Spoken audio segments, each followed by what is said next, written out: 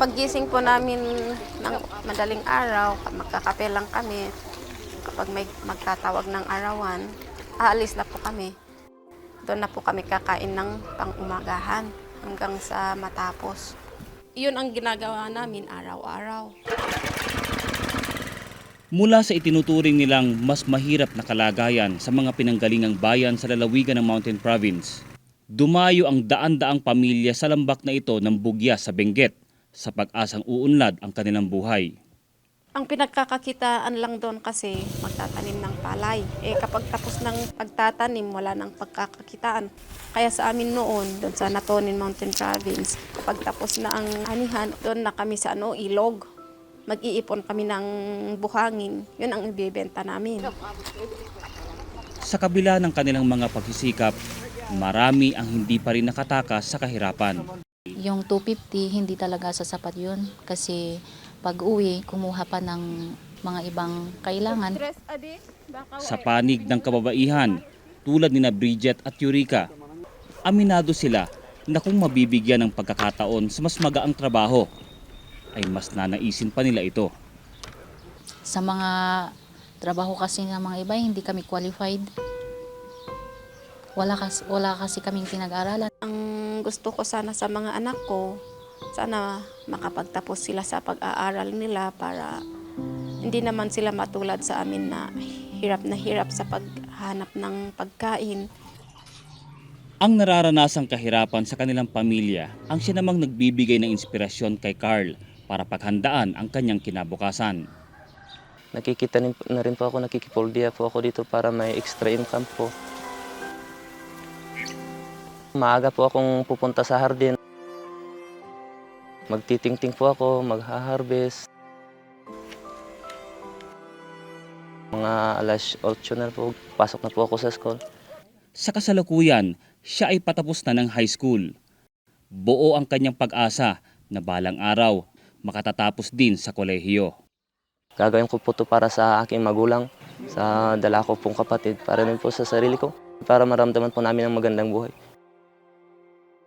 Dahil sa mahirap na sitwasyong ito, natuwa ang maraming residente nang mabalitaan nilang maglulunsad dito ang Iglesia ni Cristo ng lingap sa mamamayan na matagal na rin nilang nasusubaybayan.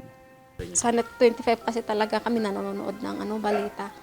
Binabalita na yung mga iglesia ni Cristo nga raw po, nagbibigay ng libreng pagkain, lalo na doon sa na Bagyo.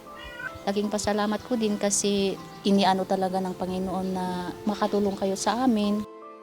Sa atas ng tagapamahalang pangkalahatan ng Iglesia ni Cristo, ang kapatid na Eduardo V. Manalo, sa dakong ito na halos 8 oras ang paglalakbay mula sa Quezon City, ay pinangunahan ni kapatid na Glicerio P. Santos IV, ministro ng Ebanghelyo, ang isinagawang lingap sa mamamayan.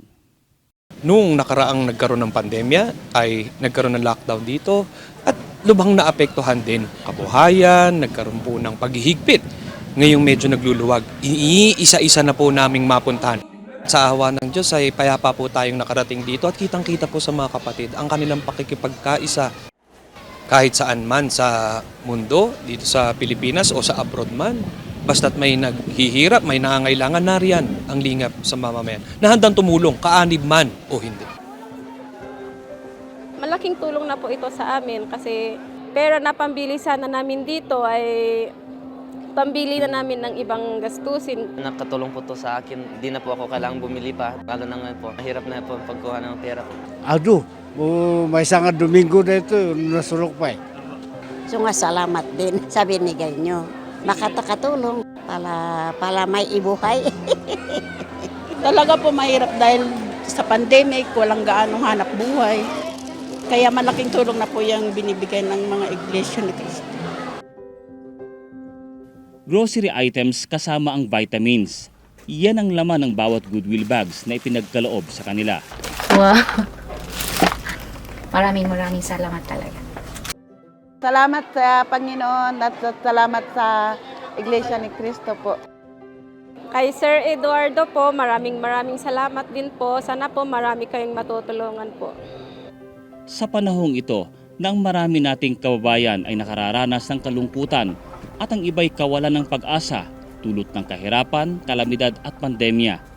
Ibinahagi sa kanila ng Iglesia ni Cristo ang higit na mahalaga sa buhay ng tao. Dito po namin minarapat na maisagawa ang pamamahayag ng mga salita ng Diyos sa BSU Gym sa Bugyas, Benguet. Dahil ito po ang isa sa may malaking venue na maaring pagdausan ng ganitong malaking gawain. Isa po ito sa lugar na marami pong mga tao. Kami pong mga ministro sa Iglesia ni Cristo ay tagatanong lamang. Ang tanging sasagot po ay salita ng Diyos. Maganda kasi salita ng Panginoon. Ginamit na lang yung pastor. Salamat kasi punta dito na magbigay ng pag-aaral. Talaga pong sa Bible lang po sila nakabase. At ito ang buhay na walang hanggan, na ikaw ay makilala nila na iisang Diyos na tunay. Sinabi po ni Kristo na iisa lang po ang tunay na Diyos at ang Ama po natin. Yung pagbasa po ng mga ministro, talagang tagus po sa puso yung mga pag-aaral na sinabi niya po sa akin. Mula sa mga estudyante hanggang sa mga senior citizen na dumalo, sila ay nagpasalamat sa mga aral ng Panginoong Diyos na ibinahagi ng Iglesia ni Cristo. Sa buhay na ito, dapat siguruhin ng tao ang kaligtasan ng kanyang kaluluwa. Alam natin na hindi po permanente ang buhay dito sa mundo.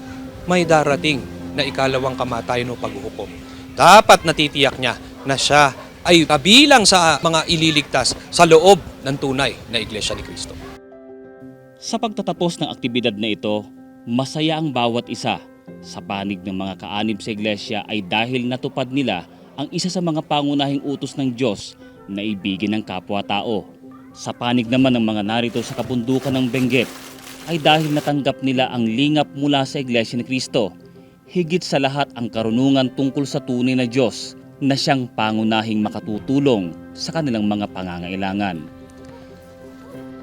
Tutunan ko po na iisa lang ang Diyos na dapat sambahin po. Mahalaga po yun kasi kung walang Diyos po is paano po mabubuhay ang tao kung sa sariling karunungan, kahit gaano po siya karunong kung walang Diyos sa kanya, walang-wala po talaga siya. Kahit na anuman ang mangyari, hindi natin kakalimutan ang Diyos.